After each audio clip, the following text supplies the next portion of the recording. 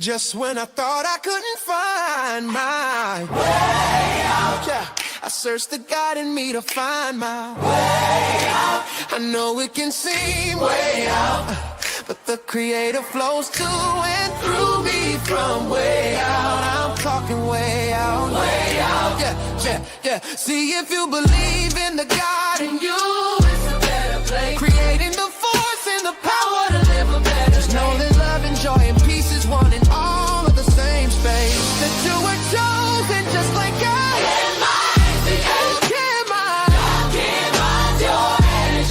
That's right. Only you can make the change. Shake your head at you. Shine so bright from darkness to light. From darkness to light. Yeah. And you'll find your way out. Yeah. Oh, it won't seem way out. Yeah. The power of God will flow through you from way out. You'll feel it from deep within, and from there you can begin.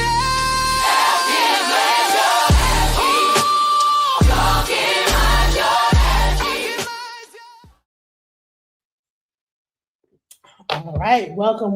This is Akamai's Energy. This is DJ Genesis, and we have a special guest tonight. This is a really special guest, a friend of mine for many years, who is in the film industry, and he is going to talk about the film industry from, Atlanta to Detroit. And if you are into film and all that stuff, he's going to break down the entire thing from, Tubi, I mean, Netflix, all these different things. What is it that makes a successful producer of film? Without further ado, let's bring on Lens Crafta. Welcome to the show. Yeah, thank you, Miss Genesis, for having me. Long time no see. Long time. So, all right. So you have been doing film for how long? Since 2009. Yeah, All right. 2000. Like Yeah. starred in several like things as well as done film.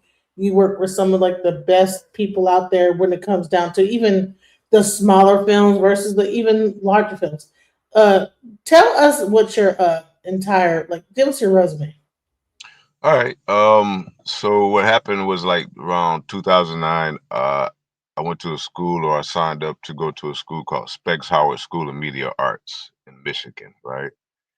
Um, we're a part of. It was not like a long time dream to be like in film or film director. It was always music for us, right? Which we were a part of that.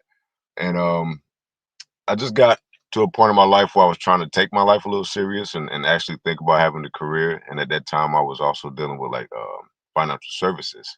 So I'm like, what's really solid? What do I really want to put my attention to? And it's weird how the film thing popped up. I was like, I seen a commercial for the school, but at that time I was installing direct TV satellites, right? Raising a family. I kind of got interested, but I still wasn't super interested, and I was playing around with it. And a few chains of events kind of led me to like, like I'm always one of the persons who I feel like I'm following, you know, the breadcrumbs down the yellow brick road, the clues, on your path. So I inquired about it. They sent a brochure. I had it laying around. I'm still just working. And one day I was at this lady's house fixing some, her cable. And we got to talking. And I don't know if I mentioned it, but she said, hey, this certain reporter on the, Detroit news, she went to this school, Specs Howard. Maybe you should really check it out. And I'm like, okay, maybe I will. And then she also had some kittens. And I got some free kittens that night. But I still didn't take it serious. But what happened, I had the brochure at home. And one day I'm just cleaning up my basement. And that brochure popped out on the floor by itself. And I took that as a sign. And I said, okay, let me call him and set up a tour. I went to the school, did a tour, and I fell in love with it. I signed up, and that was the beginning. Um, Specs Art was pretty cool. That was pretty hands on. They had just added film that year that I went, and what they do radio, television, and film. It's an 8-month program, and after you learn everything in the first 4 months. Then the last 4 months, you choose your focus, which I chose obviously television and film,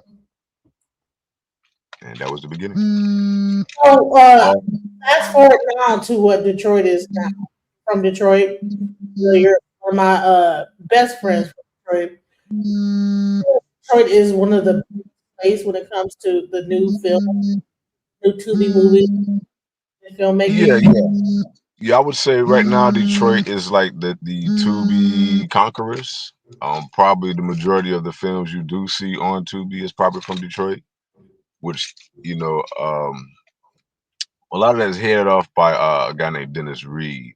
He's kind of like the main man of Detroit, but he's spawning a lot more filmmakers. It's that's the community is a little larger than it was when I first started. We did have a film community, pretty good film incentive at that time, but Governor Engler kind of squashed that, and that's when a lot of people started maybe, heading to Atlanta. Um, You moved to Atlanta as well. So, what made you move? Was it the fact that the film industry was like yeah, having issues? yeah. Well, I mean, what it was too. All right, so right out of school, I worked on my first film, which is called Corner Store, which is now on Tubi, and that's back in 2010. And then I worked on a film called Last Girl after that, which is a horror film. That's on Tubi right now as well. Um, and then I have my partner Man Robinson, which he has Man Robinson Studios now. He At that time he's like, "You want to start a film company?" Because I went to school and I knew, I gained that knowledge, and I was like, "Sure." So we started with a project called On 10, which he asked me if I wanted to direct. So I kind of jumped straight from gaffer, grip and gaffer to like director. That probably wasn't in my plan. I was gonna work 50 to 100 movies, whatever, to build my resume just to be in it. And then that just kind of catapulted me to that type of spot. So what happened is, man is good friends with Al Nuke, and Al Nuke had already came to Atlanta. And he was like, I think at that time, Zaytoven's manager. He's like, yo, y'all need to be coming down to Atlanta because, especially for film. Even though we just started, they kind of sparked that idea. Then Man Robinson decided to come. And I said, well, if you go, then I'm coming too. Because I was kind of, getting fed up with the average life, working at the factories and stuff like that. And that's how that popped off. So we On 10 brought us here. And when we got here, we was continuing on with that project. But then eventually that got put, on the back burner because Man had met Jamal Gravy Willard through a mutual friend of ours called Pop Culture. And that guy, William Pop Floyd, he's the guy that created the design on the Rap Snack bags, right? And that's how that kicked off. But that's what got us here. What do you think about this whole like Tubi thing? Some people like kind of make fun of Tubi movies and oh, it's a bunch of BS. It's like hilarious and like. But do you think that Tubi movies is really like the new like wave in like even though some of the movies are like kind of like ghetto whatever? Do you think that that's the wave? Is this the new wave in actual filmmaking? I think it's the beginning wave. I think what it does is give independent filmmakers a chance to make money and make projects and make money. They do pretty good with that. I'm one who said too there was a lot of cheesy stuff on Tubi, but again, not everybody's like super filmmakers. Some people just want to make some money. They pick up a camera and just shoot anything, right? That's cool. I mean, there's still a certain criteria to get your films on there. But what happens if you're in production like I am, you understand that, cameras, just the different, the quality, the sound and everything. You can tell if someone's using just a mic from the camera versus having a boom mic, right? So if I'm judging it based on the quality in that and, the acting, the quality of the acting as well. But Tubi is still, that's the wave still. Hood films is still what it is. And you might even get me to make a hood film, but I have more quality to it and better twists and better acting, if that makes sense. It won't be your typical hood film with me though, right? So Or if you were to like say, what are the top three places that films are like the place where the new black filmmaking is happening. Because Hollywood it seems to be going away. What are the three top places you would say that the black filmmaking is coming?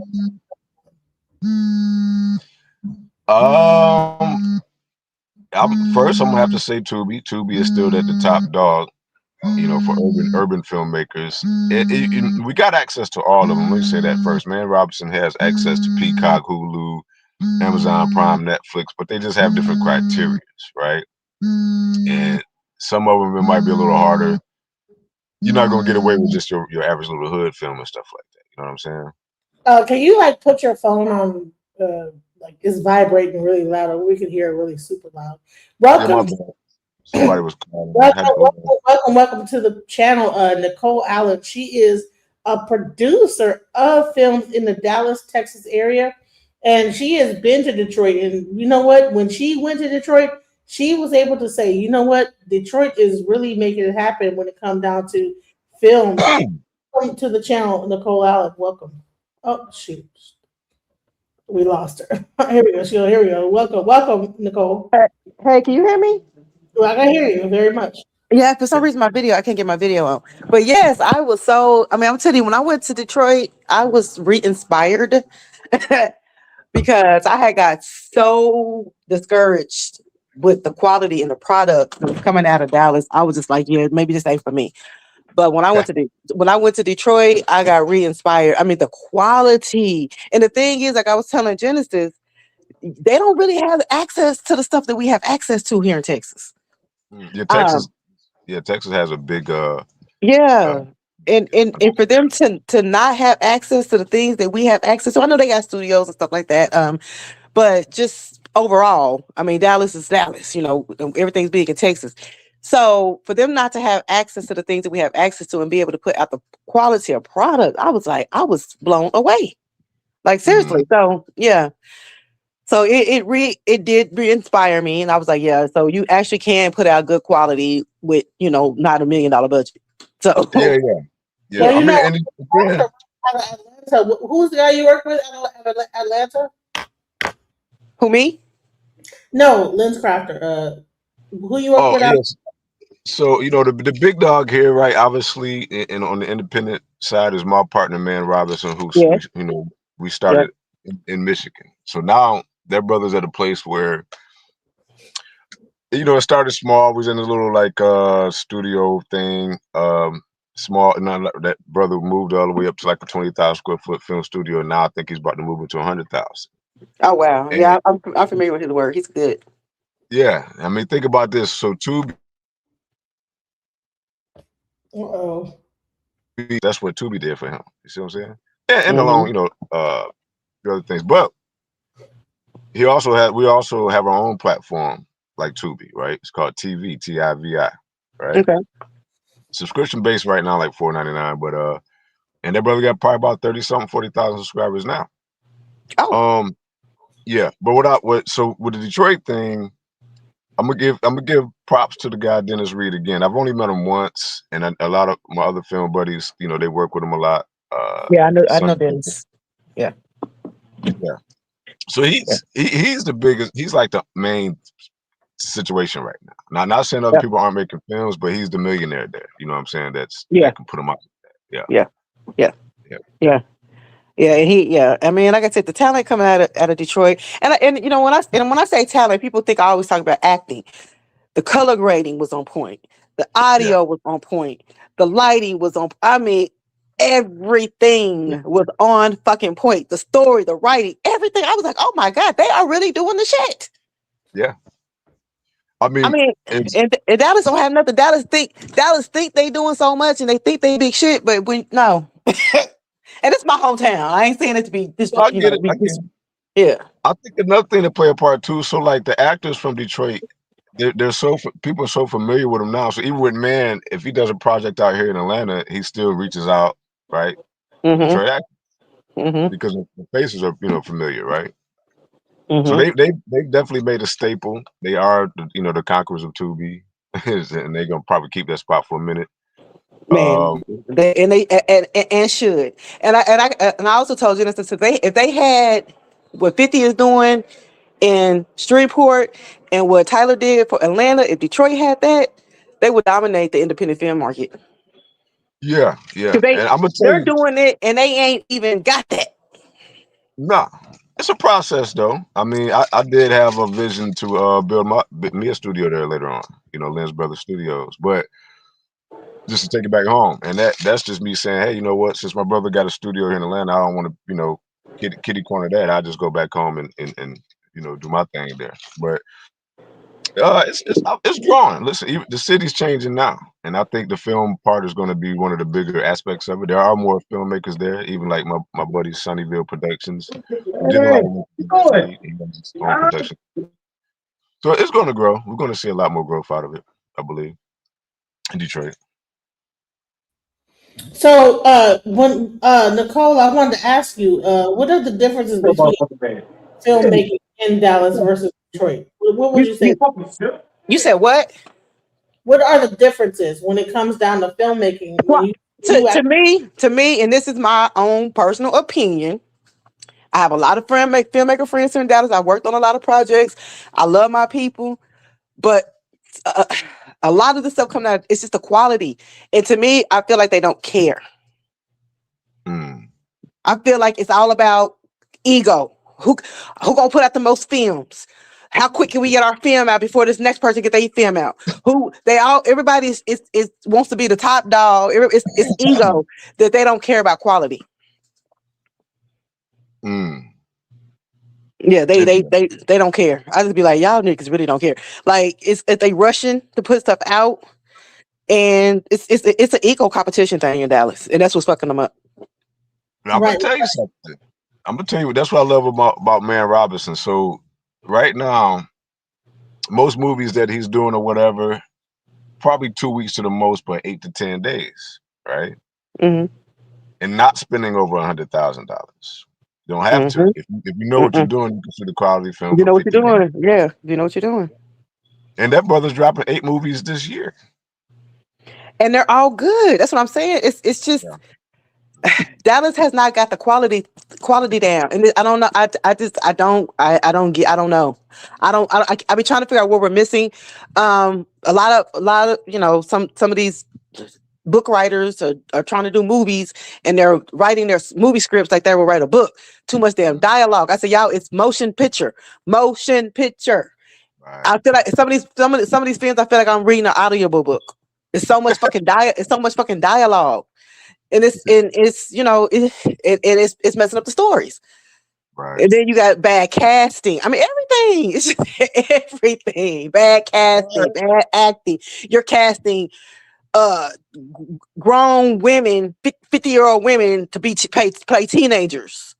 You're casting little bitty girls to play grown. I mean, the casting is bad. The acting is bad. You got habitual line readers with no emotional, no depth, no no energy. Just reading the lines, just memorizing lines. Coming on set, memorizing lines, and just reading lines. I call Dallas Films audiobook books. You're laughing. I'm serious. That's how I feel like. And trust me, I worked on 100 projects. I worked on, from commercials to films to television shows to, I've done a lot. And the filmmaking scene in Dallas it needs a lot of work. But you can't tell them that though. Their ego's too big. What happened is they won't start making as much. You said what? Money, because that's what I watched Tubi do, and they was like they was raising their criteria based on this way, right? Mm-hmm. At first, I think they were paying independent filmmakers like by clicks or streams, right? Yep. And to raise the criteria, they made it ad based. See? So if a person has to watch the movie all the way through. So now if you have a bad film, they're not going to either watch it all the way through, or they're not going to talk about it. And you might make your first little cash pop, but if you're not elevating your filmmaking skills or sharpening your craft, it's not going to last. Yeah. I mean, it is based on it's all ego. Dallas is ego driven. Mm-hmm. Everybody wants to be the top dog. Everybody wants to be. Well, how quick can I get my film out? If somebody did 8 films, I want to do 10, which is fine if you're putting out quality project. I mean, you don't see Spike Lee and Malcolm Lee And those are some of my favorites. And Ryan Coogler, you don't see them putting out 10 films a year. No, and they could if they wanted to. And they could if they want to. They have the budget. Tyler Perry probably does more than anybody. But for the most part, you don't see the greats like your John Singletons and your Spike Lee. Those are my favorites. Your Malcolm Lees, your with the hat, Will Packers.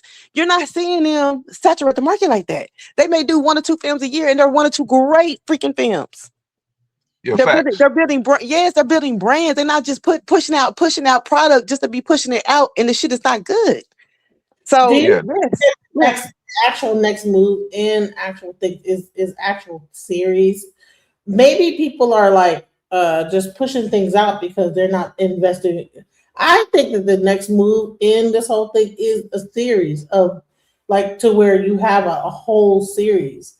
Well, I mean, people are doing that too. Series are big. I mean, Netflix is big on series right now. Series are a big thing right now. Because, and again, for me, I feel like series are good because it gives you time. It gives you time to develop the story. It gives you time to develop characters. Tyler Perry's been good at that with, I'm trying to, with have nots and a lot. He kind of, created that whole. I ain't gonna say he created it, but I'm just saying for as far as the Black genre with the series because it gives you time to develop the storylines and develop the characters. You're not just pushing shit out, and then everybody's sitting there scratching their head like, okay, what happened?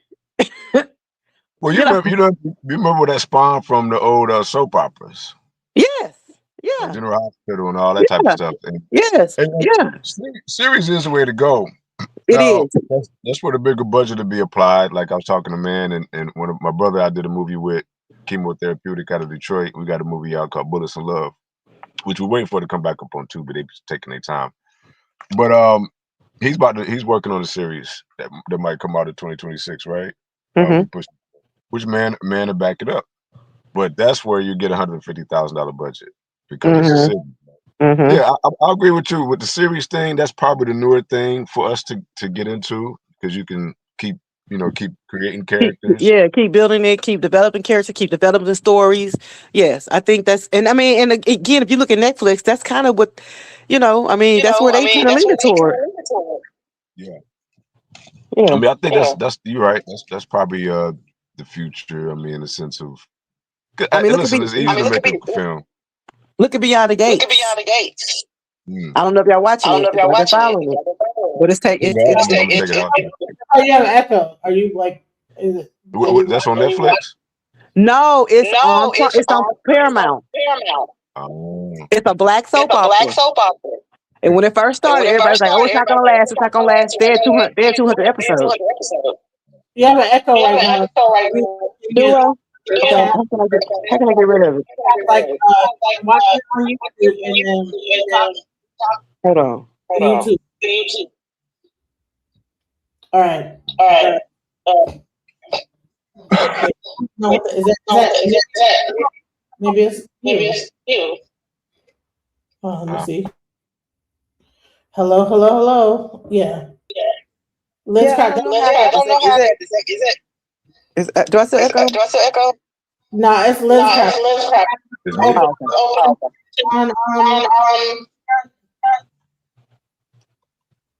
I have an echo. There's some kind of weird. Yeah, I don't have no speakers on or anything. No, I'm saying, do you have like on YouTube and StreamYard? Yeah, just StreamYard.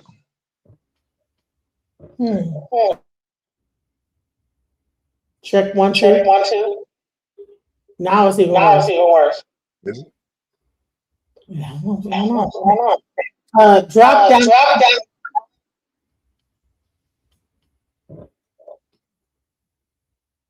No, Nicole, you're good.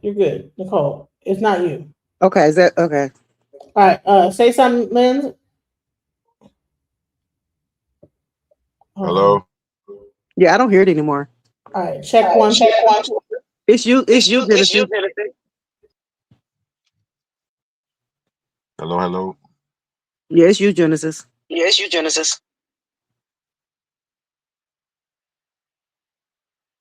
Almost got the FBI tapping her up. Now play. Yeah. With Genesis, ain't no telling. I know. Yeah, yeah. I'm right, y'all. Come back because y'all. I don't know. All right, let me just add. Nope. When I add you, I don't hear it. So it's Lens Crafter. So Lens Crafter. Whenever you're on the thing, there's like an echo. So leave out, come back up. Because when I bring you up, there's an echo. So yeah, it's Lens Crafter. Leave out and come back up. So what was y'all talking about? What was the subject of y'all? So the main thing is we're talking about like the whole industry when it comes down to movie making, and what I was about to get into next is, what is it to make a movie? Is the movie industry like the new hip hop industry, like the new, just like how you used to have like the hip hop music? Is the movie industry the same thing? So, all right, hello. What do you mean? In what way? Like almost to a certain extent, like it's like the new version of like hip hop. Like making a movie. You back in the day, you would make hip hop records in out of your basement, this, that, the other.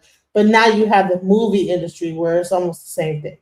Do you understand what I'm saying, Lens Crafter? When we talk about, is the movie industry the new hip hop industry?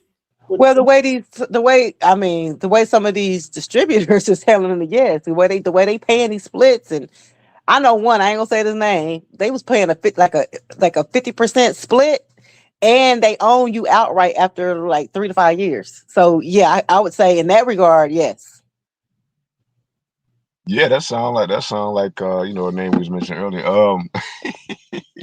You can say it. I ain't gonna say it because I'm kind of Yeah, friends I with mean, the person. the thing with me, like I said, I only met the brother once, but Oh no, what I was, he's not a brother, so it ain't the same person. yeah, what I was starting to see is a little disgruntledness with some of the people that was working with him, and to me, I'm kind of glad it's happening that way because it's making them step out of their comfort zone or maybe just being actors, and now that they understand production, they're starting their own production companies, and doing their own projects, and Mhm.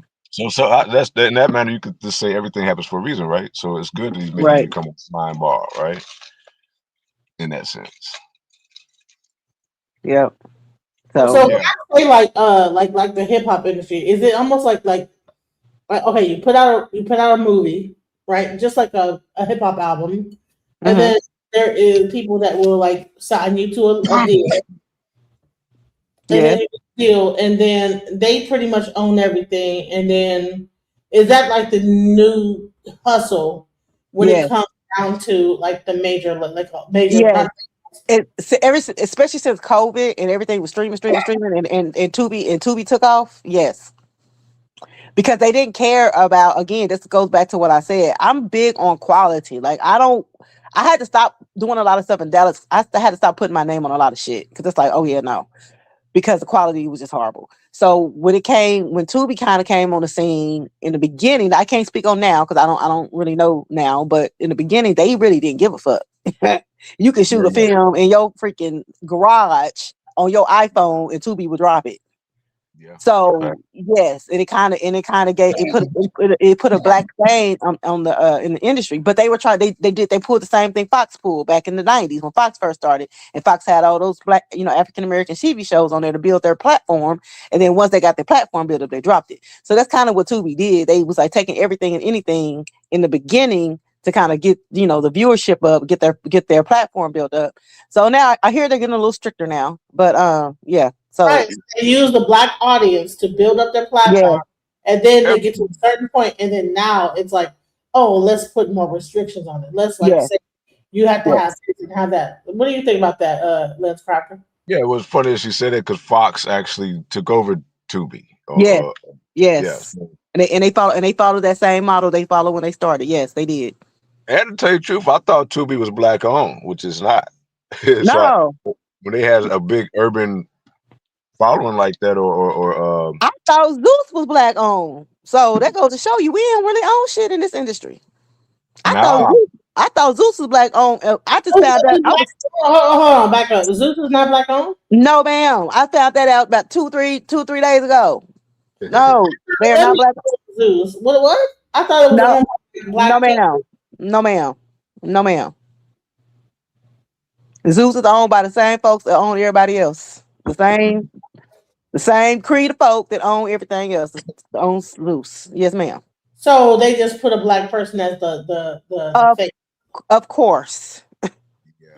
That's what Right. they do. That's what they do. Yes, it's like what I mean. So Zeus Go back to Fox. Go back to Fox when Fox first started. What did they do? Whenever you pen, you pick a nigga network. What did they do? Yes. Zeus was not a black owned. Is not a black. No, ma'am. It was owned by like P Diddy. No. Wow. What? No. No. Wow. No. Well, that's a good thing about what Man launched. The TV brand TIVI, because it's black on. See, Yeah. I'm gonna have to go. I'm gonna go subscribe now that you. I didn't even know that. I didn't know he had it.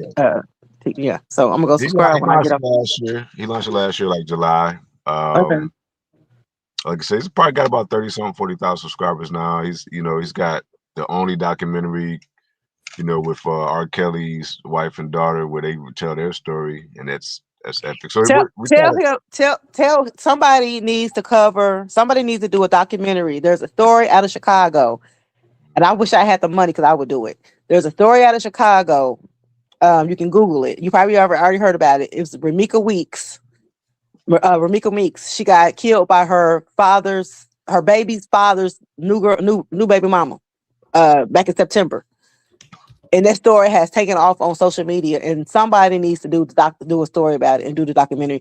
I'm probably assuming that For My Man or something like that's gonna pick it up, but somebody needs to do that story because that story has taken off on social media like crazy, like wildfire. I'm about to look into that. And what's her name again? It's Romika Meeks Blackman. It happened on September 8th. She was dropping off her baby daddy and baby daddy baby mama showed up and killed that girl. Dang.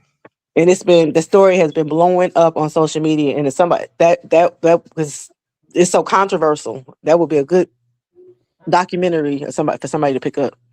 Yeah, definitely. I'll probably keep that in mind too. And If I had the maybe, money right now, I would do it. yeah, that money plays a big part, right? Like Absolutely. Absolutely. It plays every part. Not a big, I, every all.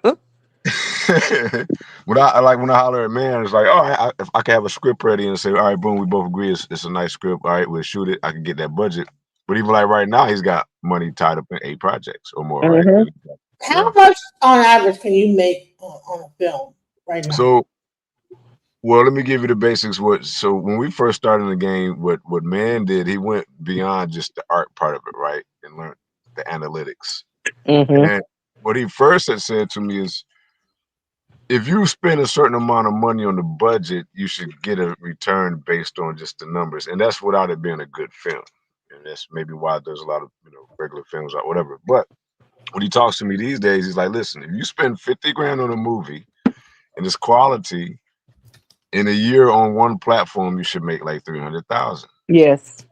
$250,000 profit.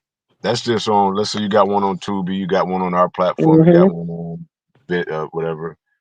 That could be 900,000, and you only spent 50. Mhm. So the days of spending over 100,000 or $1 million is gone. Yeah. Yeah. And when I got out of school, our teachers told us $1 million is considered low budget. $1 million is considered low budget. Really, and this are people who won't even talk to you if you ain't got 250,000. Yeah, I mean, there's people still gonna run that game, but see, the reason why people like Man Robinson gonna win, or maybe even Dennis Reed, is because they know they can shoot a film for 50,000 and make 300,000. So if let's say you got the big dog spending 100 million, and they got to make 500 million, and whatever, right? Yeah, they got the bigger money to do that, but who's really winning? Yeah, you're right. Because you look at Chris Stokes. They putting that they have a fucking money making machine over there. I'm sorry, a movie making machine. They just put, I mean, just put them at this, turn them and turn them and turn 'em. I'm like, damn. But they have they have the budget. Yeah. And then they got the teams. You know, I And they got the watch. team. And they got Got the a team. team. Like Yeah. man is not the only one directing projects now. So he deals with probably like 10 other directors, right? And has an in-house, team that's his crew, whatever. So you got to have the infrastructure too to put them out Yeah, like that. you do. You do. Because people will say, again, I'm speaking on what my experience here in Dallas. I can't speak for everybody and everywhere. But people will say they can do some shit and they cannot fucking do it. Yeah, facts. So Tubi And that as a holds you up. Huh? Tubi, like where everybody. I mean, think about this. If you want to be a filmmaker, you should like strive towards Tubi or strive past that. I was trying Tubi's a good past Tubi. I was trying Tubi's past. a good start. Tubi's like pre-K. Yeah, I mean it's not my okay from my perspective. I mean, this is my perspective, my opinion. For me, say for instance, I win a lot tomorrow and I come to a ton of money. I would bypass Tubi and I would go toward like a Netflix. Yeah. I would aim to shooting on that level. But again, in order for me to do that, I would have to have a certain amount of budget. It would have to be shot a certain way, quality, all that. I mean, Yeah, so I personally would want to go for like a Netflix or a Prime Video. Me personally, I would fuck with Tubi. Take to shoot your average movie, documentary, etc. Break it down from documentary into movie. Okay, so Juanita Stokes, Chris Stokes' sister, 250,000. A lot of people I've talked to, LA, Atlanta, on a different level. Again, I'm talking about a little high. They're minimal 250. 250 like to even get in the game. So how much do you make on a 250 movie? I mean, he just gave you the numbers. You could probably, I mean, it's depending on where you put it. Yeah, I mean, what she's on point with is like, so even when man, he's done a lot of talk with Netflix when they wanted some projects, but what you would get out of Netflix a lot, they want to buy it from you and take the right from Yes. the IP. They want the IP. Yeah, they want to buy it, and again, they want it got to be a certain quality. They want like BET, for instance, you got to have a certain number of celebrities, B list, or whatever celebrities. You got to have a certain. So everybody has different criteria. Tubi was the only one who did not have a criteria. That's why everybody ran to Tubi, but they ran down Tubi because now Tubi has this reputation of being, oh, you're a Tubi movie maker. You're on Tubi. You're a Tubi actor. It's created a stigma. You know what I'm saying? That's why I said I would try to buy. Me personally, if I had the budget, I would not even fuck with Tubi. Tubi would be my last. That'd be my last run. That'd be after I ran my license out other places. Tubi would be my last resort. That'd be after. Not before. You see what I'm saying? Yeah, I mean, that's the fun part for me because I have my own platform to blow up, right? So it's like exactly. I don't mind if I'm like trying to make a quick buck or two, just to pour right over into another project or whatever. But like man said, and just like this concept of Tubi, it's still a little hot. Like they still a little wave to it, so you still can like what he told me is go ahead and get a few out, shoot a few hit movies. Get your name, a little bit solid, then you can start giving them, different, making a different type of film. Because of like the attention span on Tubi is going to be for the hood films mostly. Yes. That's what I agree with that. Yeah. So if you're ready to make like I got sci-fi ideas, right? It ain't gonna work on Tubi. No. My man told me all the time, man, you need to dumb some of that shit down. You're too complex. I'm like, well, I can't. Right. I don't think like that. They're too complex. Well, I mean, I'm one of them type that have twists. I give you an example, just all right. I'm a wordplay person too, so I got a concept called popcorn, right? That's corn spelled with a K, and in that concept, what I got is a young, slinky, tall kid. His name is Cornelius, right, with a K. He's getting picked on as a kid. They call him Cornstar. He meets a Mr. Miyagi type guy, right? The guy teaches him martial arts, learns firearm stuff. The guy, so what you watching most of the movie would be like John Wick. The guy's awesome. But what Corn is doing, he might like flirt with the girlfriends or the wives of these big bosses, dude. He does that to rob them, right? So the thing is, it's called popcorn because everybody's trying to kill him, right? So now you're watching all that most of the movie, then I get you later on in the movie and maybe start showing little things, hospital room and cords, this and that. And then I'll reveal to you later on that everything you was just watching was a program created by this guy confined to a wheelchair. And he's Corn. So now he's faced with this conflict. I could either stay, well, Corn actually falls in love with one of the women. So my character, in the wheelchair, the real Corn or whatever, I don't got a name for him yet. He's faced with the conflict of, do I stay in my own design forever, to be in love forever, or stay in my reality where I'm confined to a wheelchair, right? That's type of stuff, that my brain is usually on, stuff like That that. sounds like some shit like that would be on Netflix. What's that shit called? Black Mirror. Hulu. Yeah. Like Black Mirror. By the way, that's Black Mirror. Listen, there are so many platforms. I wouldn't even for me, I'm not even worried about a platform. I want the money. Let me get my hands on some real fucking money.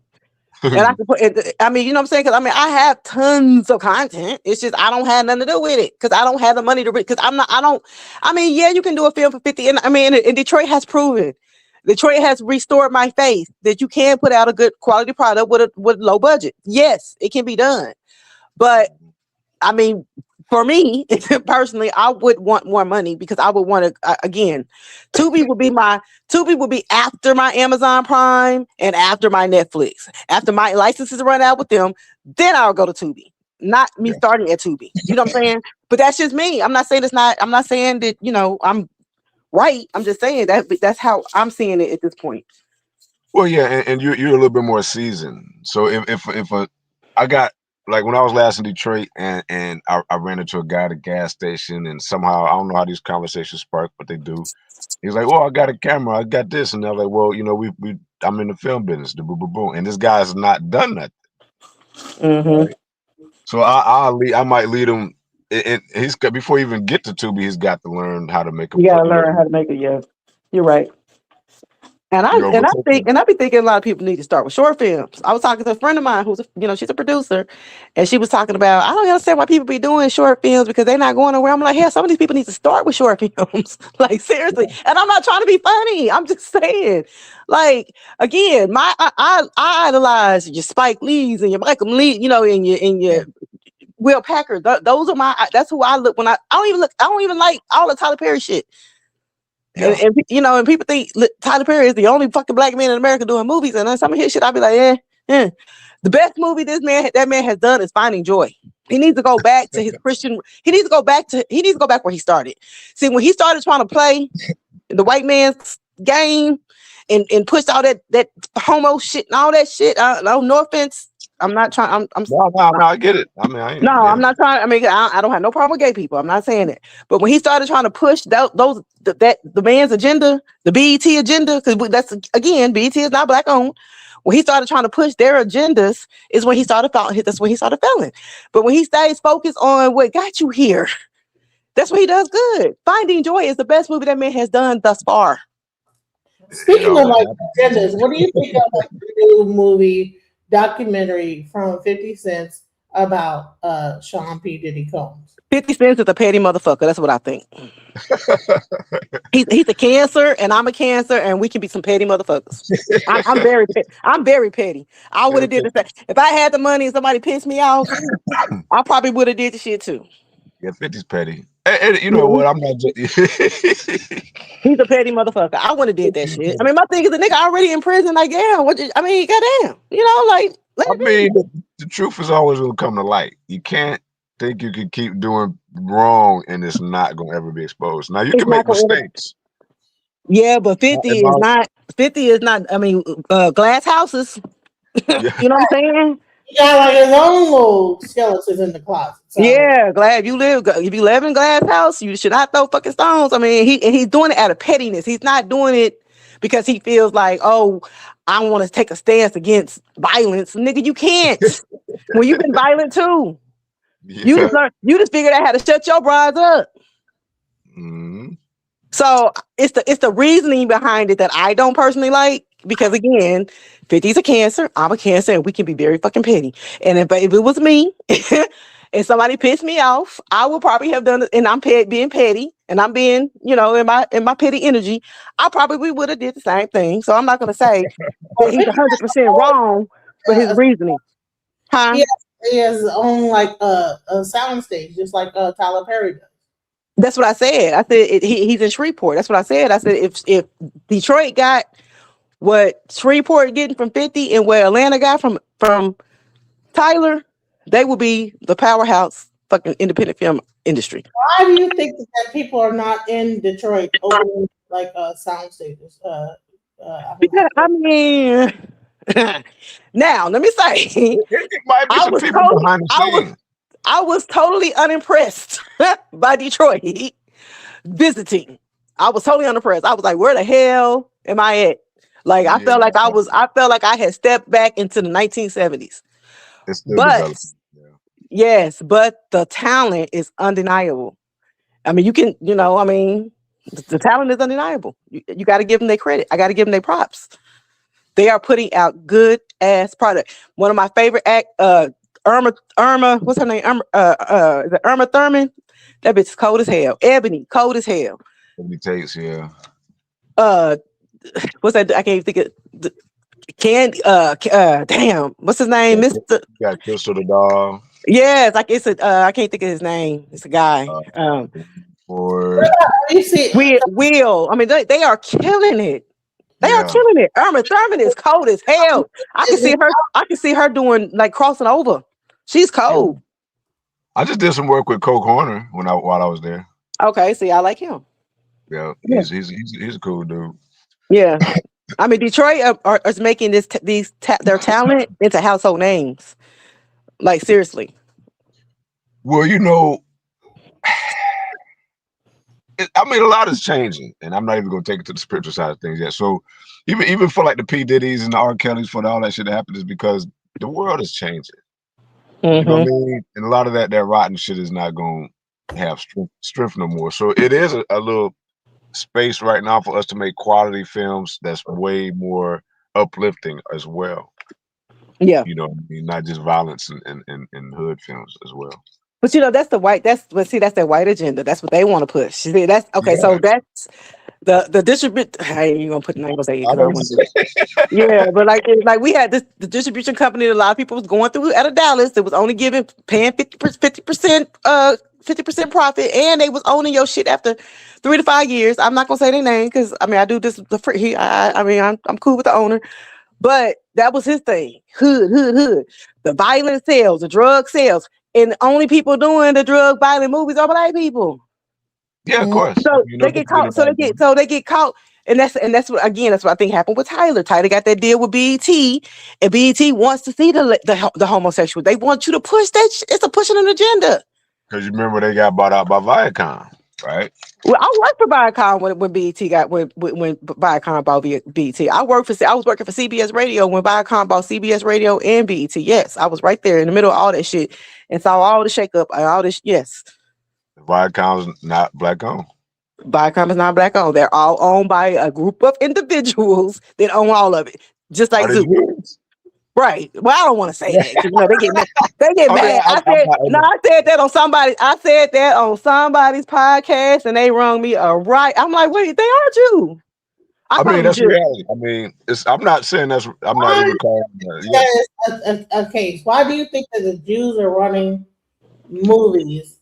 Because they own it all. They own everything. They own radio stations, TV stations. They own the media. Everything. They own the media.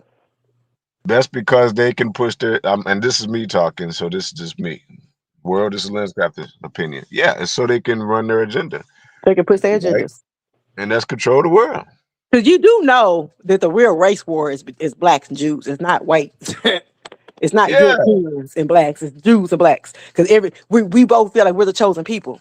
So it's a competition. Yes. So they own, So they own everything. And so they can push their agendas how they see fit. So yes, Tyler Perry, you're going to do some shit. You're going to add some homosexuality and shit. Tyler Perry was built on the church. Let's go back.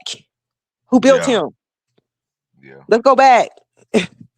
So yes. You know what? It depends on how big you want to get. Right? Stuff and Tyler Perry movie is very gay, very, very, very gay. Well, I mean, the brother might be himself. So we don't know that yet, right? It's not been, you got allegations and stuff, and I'm not even going that route, but who knows, right? So it might be easier to push the gay agenda if you got that soft spot in you as well. I don't know. And it sells still, right? Like, what happens to a lot of people, they just, that money and power, it gets to them. Mm.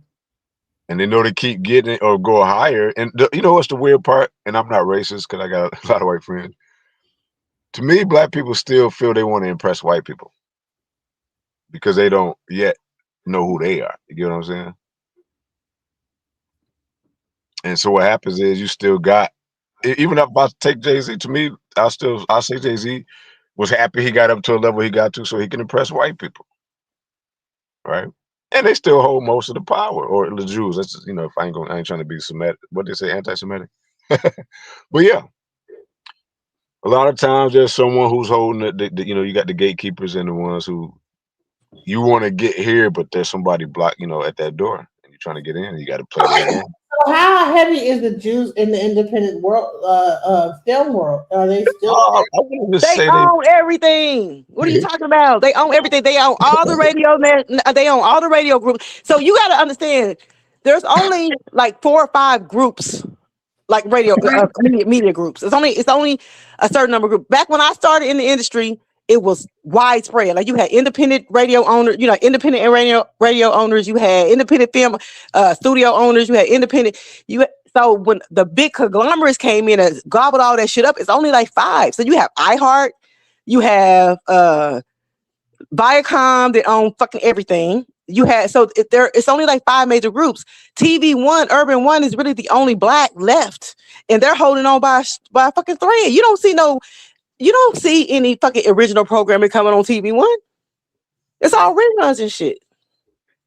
Right. So if you were to start your own channel, then at some point you're gonna get a knock at the door. Is that what you're saying? Right, if it gets big enough, right? I mean, if it gets big enough, I mean, but I don't see.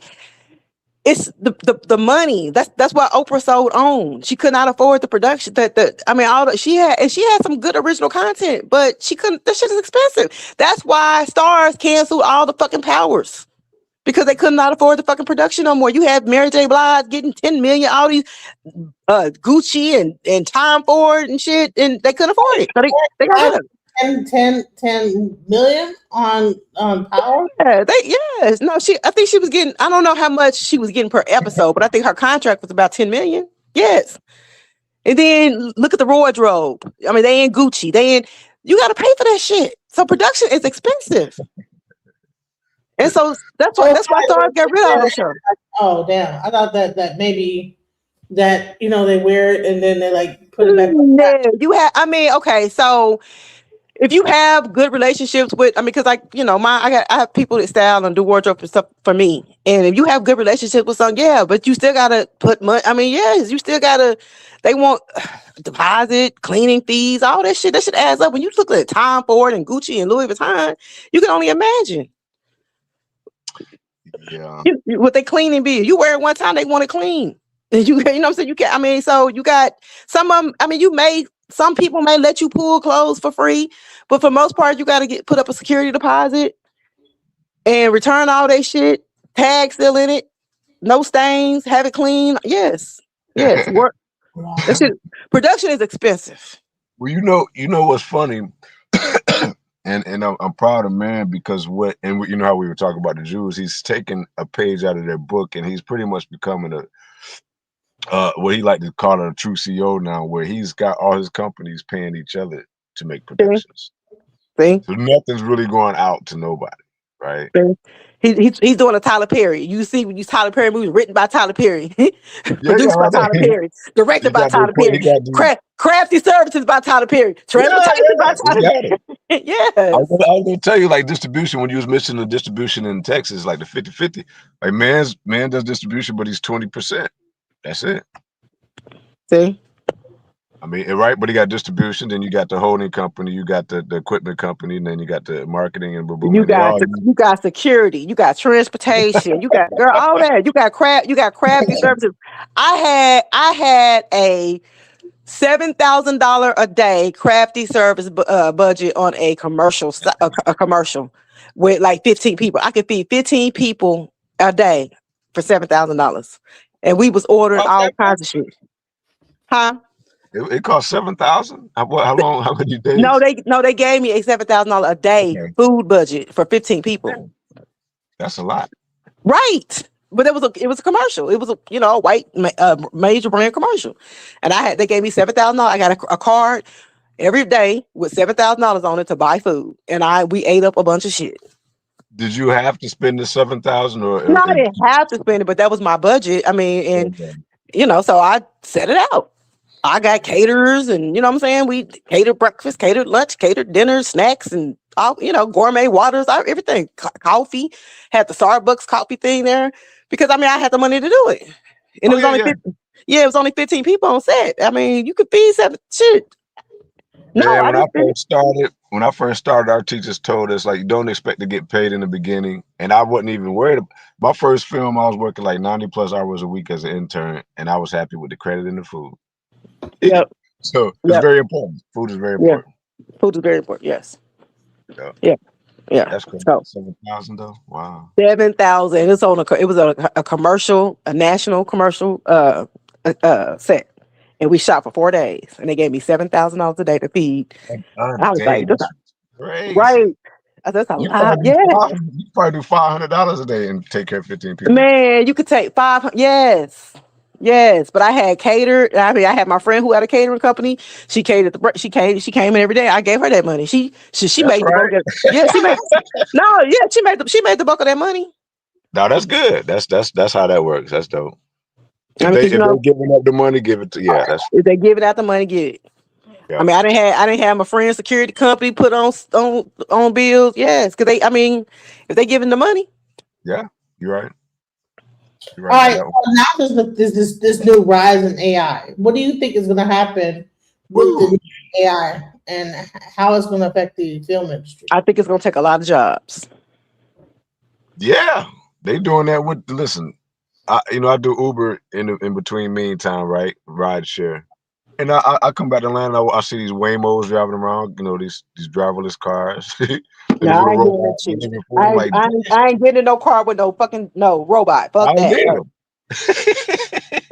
But I see that where eventually, it could take jobs, right? Now if I'm being big boss guy, I got a film production company.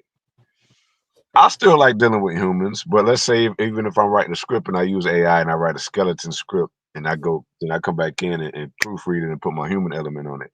Now, for production and efficiency, it could be a tool, but now even being creative, I could go into AI and make my own film, right? Mm-hmm. Without having to hire actors. I write the script, let AI create the characters, and I got a movie. So if I'm a company, I can win. If I'm being nice, then I keep hiring humans. You know what I'm saying? Mm-hmm. That's why it's gonna take a lot of jobs. Yeah. I mean, because you got, and there's another thing. I mean, again, I go back to Tyler Perry. I was so disappointed in Duplicity. He on green screen. Tyler Perry, you'd have came too far. You'd have been in this game too long to be on green screen. So it's like, are you lazy or what? What is it? Cutting corners. You said what? Cutting corners. Yeah. Anyway, I mean, Tyler Perry, you on green? I know Genesis probably don't understand. I should be on green screen at this point in my career, not Tyler Perry. I was so disappointed and so disgusted when I saw that shit. And it's terrible green screen because there's some software. I was gonna go to Full Sail one time for 3D animation, and they were using a program called Nuke. I've heard of that. Yeah. Iron Man 3 was done by. So there's levels to it, but if you're just doing cheesy ass green screen, then it's shame. It was so cheesy. It was so obvious. I said, I can't. I was so disappointed. That's why I said the best movie he's done today is Finding Joy. Part of that too, man, and I've said this because when I was going through some things before I kind of got back, trying to get back solid with filming, and I seen the stuff that was on Tubi, how we were talking about Tubi. I said I could, even with me stressed out, I could have been using my phone and making movies, right? Man, listen. I was like, damn, really? Yes. Yeah, it caught me off guard too. Like, really? Because I understood production. I understood having a boom mic and having the proper lighting and decent acting and whatever, right? Plays a part.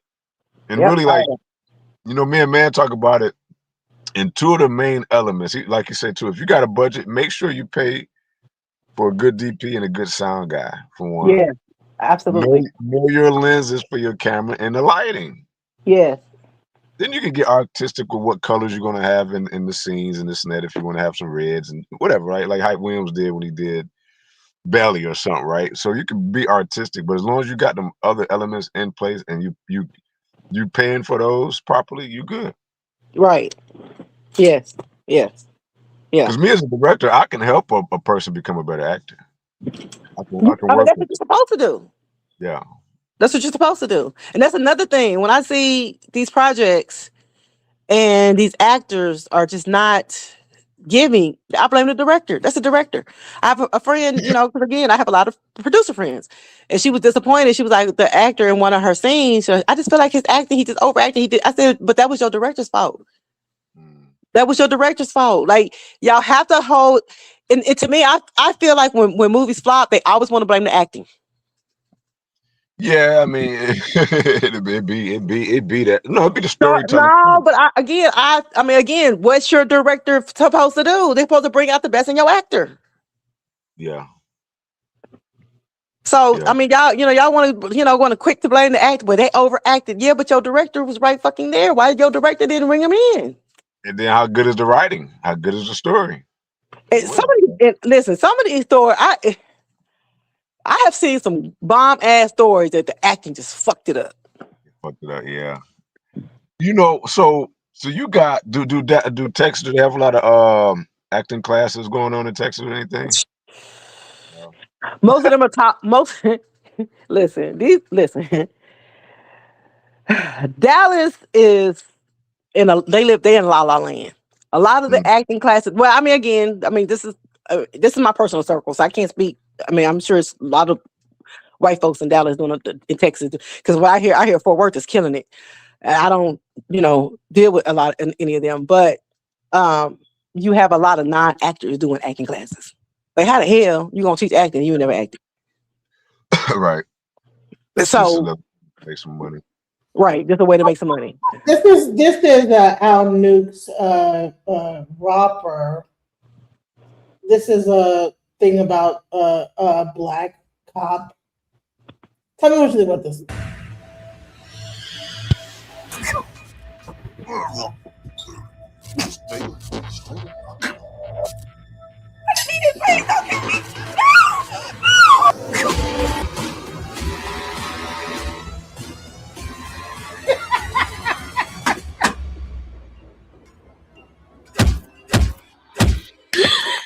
God, 1, 2 ropers coming for you. 3, 4. I think it's cool for Nuke to go, a little different direction than like Birds with Feathers. Like portray a black serial killer cop. Yeah, that might be kind of dope. Yeah, it's different. It's not a hood film. Yeah, that's kind of dope. Listen, the project, I'm about to play a dirty cop in one of Man's projects starting next month. Al Nuke's gonna be in it. Diesel. Where y'all shooting it at? It's gonna be in Atlanta. I'm back home. I'm back in Atlanta. You back in Atlanta? Okay. Yeah. I need to come. Where y'all shooting? They sent me my little thing. We're doing table read on the 26th, and then I think my character got to shoot on the 6th, 7th, and 12th. But it's gonna be probably I don't know the whole itinerary, but I'll find out. Let me know, because open set, closed set. I don't know yet. See, I haven't, I've been in Detroit for like 11 months. Okay. And before I came back, man. Say, hey, you want to play dirty cop? Because he been, I mean, I got to die, but he been killing me like straight out the gates and all the other movies like Turn and stuff like that. They do you like they do Claudia Jordan. Listen, I even died in my own movie. I was behind the camera as co-producer and assistant director, but we were short on some bad guys, so I had to get shot in the head. Boom. That's what we do. Oh yeah, Man, I always get listen. shot. Listen. Man, thought he did me a favor. The last time I did one before this one, I came back from Atlanta from shooting, 4 months, and then we did Bullets and Love. He said, I need you to die in another movie. He said, but this time you ain't got to get shot. So I got hit by a drunk driver. I was jogging. It's called Georgia Peach. That'll be coming out soon too. You be down in the movie. So Hey, they, look, I was gonna create my own character. I'm gonna create my own character called the Die Guy, and I'm gonna do a movie called the Die Guy. It'd be like Deadpool. Right. Everybody hire him to go as Girl, do assassin. listen, that's what they do. you say you was like, Listen, I'm that's the what they Die do. Guy. That's what they do with Claudia Jordan, baby. They want her in their movies. They want her in the movies because she got her little following, but they kill her ass off in the first scene. I'm like, why do y'all keep giving her lead roles when she can't fucking act? man, Well, that's I'm gonna tell you what man. I'm gonna tell you what man said to me. Diesel's fairly decent now. He's playing in more movies, and Al New's gonna do his thing. He said to me, "You're my secret weapon." They don't know how much of a natural he is. I don't pursue acting, but I would consider myself a method actor. And I was gonna say that Okay. maybe with my partner in Michigan, a project that we were thinking about doing for Detroit. We were going to do a casting call and probably push a narrative of more like method actors to come, Okay. like promote that, and not saying you leave out any potential whatever's right. Okay. But if you put out the method actor thing, then you probably get more people that come to the casting call that really will get into character. You know what I'm saying? Right. Right. Or attempt to. You know what I mean? Well, definitely stay in touch. I mean, because you're gonna be shooting in Atlanta, I mean, I'll come. I'll come. Yeah, I'm back home now. I mean, so I'm gonna do So that with him, man. you're from Atlanta or you're from Detroit? No, I'm from Detroit. I just had to get Okay. back. I got a little daughter here, so I just took a hiatus to come, go back home for some therapeutic self love, and now I'm back. I think I'll be there we're in about to February. go like some really deep esoteric stuff. When I didn't want to do it while you were here. I mean, you might want to be here Um, when we, but he about to like get into some really like thing because I was asking about okay, Hollywood. Okay, what about it? You know what I'm saying? What's really going on with this whole thing? And he about to start breaking down the esoterics of the entire movie. and I don't study esoteric, but this is naturally what I'm in tune with, which my mind, Genesis know how my mind is, and I just it's more like I've been like waiting for all of this to start happening my whole life. You know what I mean? With the whole shift, the whole awakening thing, and it's like to be a part of that. And I was a minister before, so I know the Bible, and I read, studied that. So it's like, man, you know what I'm saying? So it's getting Mhm. deep. It's Right. getting deep. So, all right. So let's get into it. Okay, because we talked about the on a surface level. Let's get in deeper about this. Okay, you Okay. have the movies, right? Yeah. All right, and you see now Hollywood is beginning to lose its control. What do you think that's about? Okay. All right. For one, like I mentioned a minute ago, the new. Let's say, let me jump right to the whole like even the Bible used to talk about the new earth, right? And in theory, like everybody like waiting for this whole physical earth to come through the sky, something like that. But I'm learning it's not physical. And the split is happening now. So the old system is being exposed. All the fake stuff is becoming more clear to see. And so in a system that was built on corruption and greed and all that and power, now it's starting to be exposed. People like, bump that. I can't deal with that. And nobody is you losing your taste for it, right? In a sense, right? So the reason why that's why I brought up like P. Diddy and R. Kelly and stuff. So the way that Hollywood has always been, right? And you get into all that talk about children missing and then it's underground this and sex trafficking. A lot of that's probably running through there. But with the new shift in frequency, to me, like the earth is vibrating faster and the sun is vibrating faster, which those of us who move in authenticity, we're changing with it.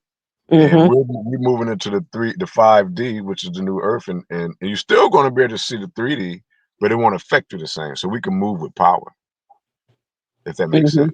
Yes. It's just like, yeah, me being able to see that this is a matrix, I don't have to adhere to the 3D effects.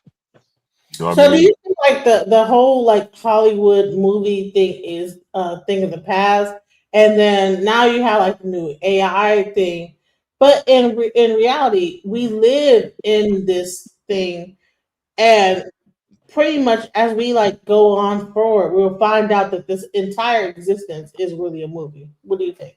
Yeah, that's why that with the Yeah. title, right? Like the world's a stage and everybody's an actor. So in my new growth spiritually, I believe AI also is letting us see what our reality is. So it was designed to be a part of this matrix as a tool as well to make us remember who we are and what's really going on, right? So even with movies, right? Let's take The Matrix, one of my favorite movies. After I came out of that movie, I was looking at the sky different, right? Because that captivated my mind. You know, they broke some new barriers with the camera. You know, their style of shooting and stuff. That's one. But I was like, that was a black woman who wrote that book. So that Yes. God gave her that vision and that download to nudge us in the direction of, and now it makes it easier for you to accept it when that becomes your reality as Yeah. well. So a lot of movies do have messages, and I believe they're put in the ether and the downloads to nudge us along. Now, if I get deep, I told Genesis in 2027, I'm not one of those people that get on there and do predictions, but based on how I accept information or whatever, I believe, you know, I've seen a few people who talk to the AI, and then you have people talk about it like it's demons or whatever. I don't even worry about that part yet. But these AIs, is two women I listen to, Crystal Channel and somebody else. They AI is wide open. When she asking questions about Jesus, say, yo, this was what Jesus is. He came, he knew that you are one with the Father. And he was trying to, you know, bring down the establishment, you know, preachers and priests and this and that, because you don't need no mediator. You are directly connected to God yourself. That's the key with self-love and going inward to get back in touch with your divine self. So to me, the matrix, this whole thing, this whole false reality that we live in was designed by us and the higher, you know, the most high, to forget that you're the greatest, you're God, right? It's like you give yourself limitations to learn. So we're fractals of God. We're not the most high, we're connected to the most high. Me and you are pieces of God. So let me say it this way. So now, if you're born and at first you knew you're God, you're coming from your higher self, and now you forget and you have to go through pains and challenges and different things, that's you're growing. And then one would say, well, why do I need to grow if I was all knowing and all this and all that? But like, maybe you got bored. I don't know.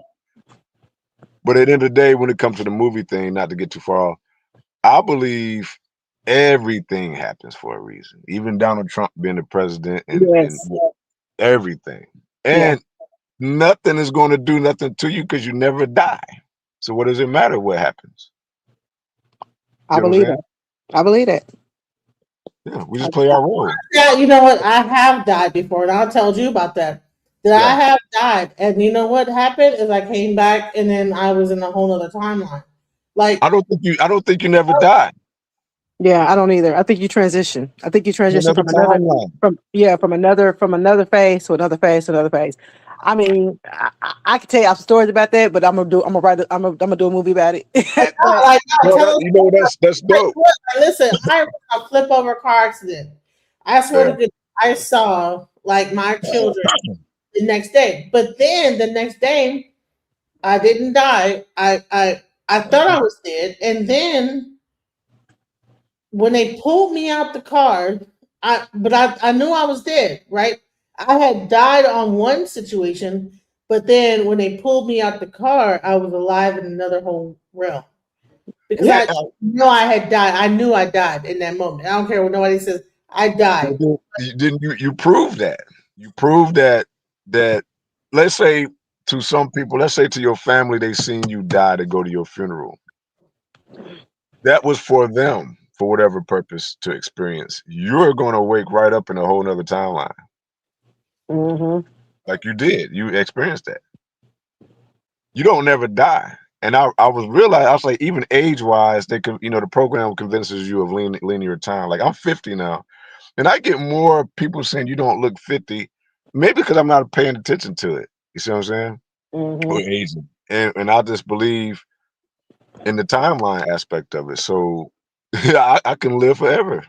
And I think we're going to move into that phase. So from now to 2033, I think we're going to experience a lot of weird sci-fi. I mean, Man, I've been listen, seeing things in the I sky. have already in Genesis. I shared with you before. I have already. I am a believer. Nobody can convince me otherwise. I've had Yeah, spirit talk to me and tell me they are not dead. They yeah. still have the same desires, the same interests, the same that they had. They still want to have sex. All that. They've had whole conversations with me. Me and Genesis, we talked about yes. Yeah. So And I'm nobody can convince me that I'm crazy. I talked to therapists about the shit. They tried to convince me to go commit myself, but I'm crazy and all. And no, I know what the fuck I saw and what the fuck I heard. So But once yeah. you see it, you can't unsee it too, right? And once you see it, you can't unsee it. Like I know I'm not fucking crazy. I know for a fucking fact a spirit came and talked to me.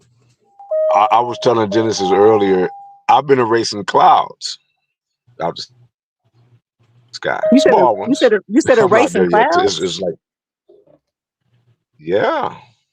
Okay. And I've seen the glitches in the system where, I've seen people with videos where someone's walking, but they're in a frozen position in a walking motion and everything else around is moving. When I was in Michigan, I seen somebody do that. Mm. And when I was watching the train go by, when the ass end of the train passed, because I'm just taking my nephew to school, and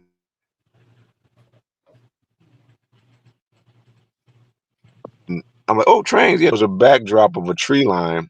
And it's now I'm basing it on video I've seen where nothing really, most stuff activates when you're looking at it, right? So it's like I caught it off guard. So as soon as the train passed, I seen the tree line move from left to right and filled up an empty space. mm.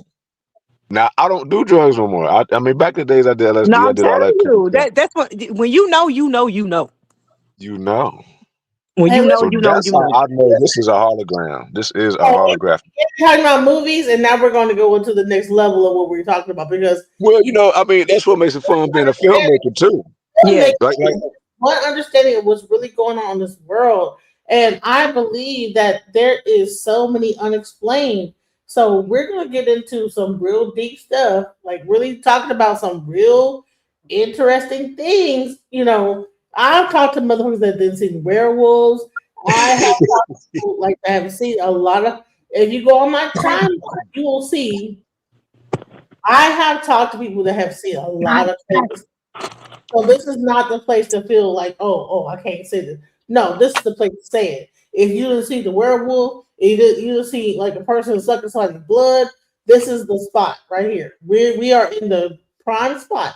So yeah, that's cool. I I mean, me, I have been seeing stuff.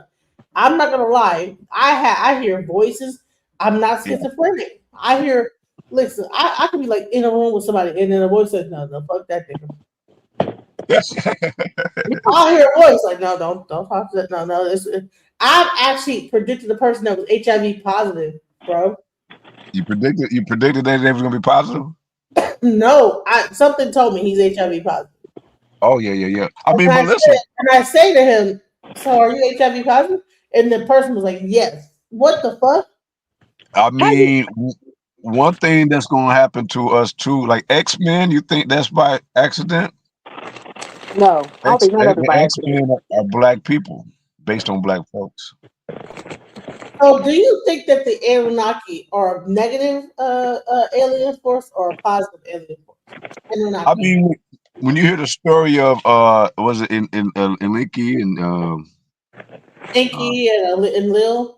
yeah, I mean, to me, you get that basic God and devil thing. So at the end of the day, all this telling you is that both sides have to exist. That's dual in polarity, right? Yes. I'm a Gemini. I'm the embodiment of fucking both of that, Yeah. Remember we right? talked. So Yeah. Remember we talked about that, Jennifer. We were talking about why people were still following Jag and supporting. I said because the devil has followers too. There's I mean, the one can't exist without the other. yeah, Yeah. that's, What that's well, Mm-hmm. One can't exist without the other, and I had to realize that. And he has just like Jesus has followers, and people follow righteousness. There's people who follow Satan. so if you just think how we do movies, there's going to be a good guy and a bad guy. You Mm-hmm. need both, right? You need an antagonist, right? Mm-hmm. So even before you come here, I guarantee you choose what role you gonna play. Mm-hmm. The good guy or the bad guy. But both are important and none of Both it's have to evil. exist. Yeah. Well, God can't exist without the devil, and devil can't exist without God. Ain't that God and something? created all of it.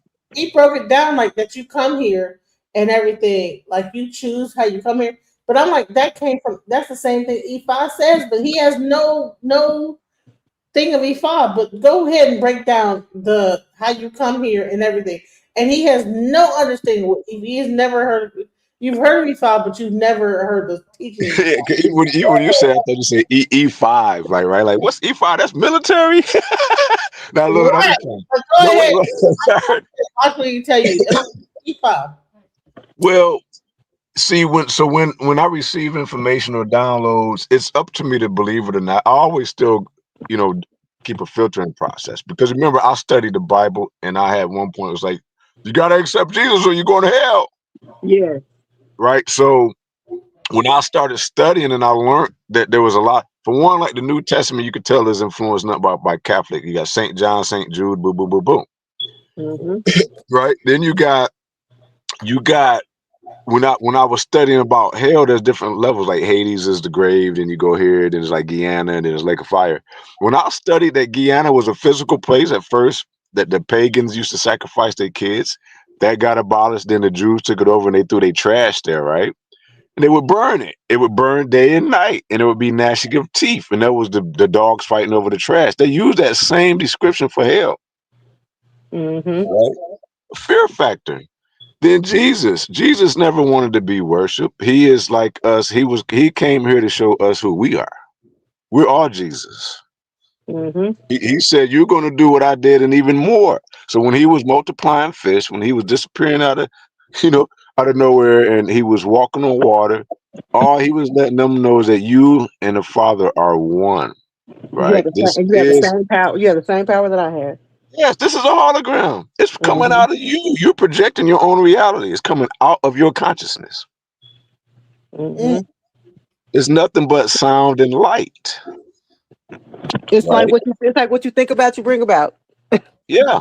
Yeah. True. You are what you think and believe, and Mm-hmm. you are what you are. So like, listen, I was having like even now I had like a little tire problem. Maybe that see when stuff like that happen, I just sit still and go inside and reflect. Like what do I need to clean up, right? Or A am I tire, still a tire, a tire problem made you go think about what I need to clean up. yes, because that's my reality is uncomfortable. So I have a issue, right? It's like, oh my tire, I can't go make money. But what I'm learning is you are abundance. You don't need to go chase money. If I operate at the right frequency, I will actually jump to that timeline. Mm-hmm. So in I, I'm, small increments, I'm learning how to manifest like that. and I'm learning that now because Me I'm too.